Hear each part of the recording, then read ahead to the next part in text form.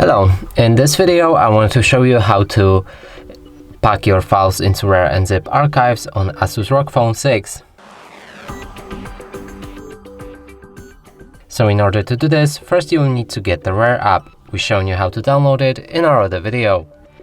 Now let's open it. From here, find the files that you want to pack. Select each of the file. Click on this plus button. Here you'll be able to change any archiving options, so you can pick a name or change many other settings. And right here I will only change the name.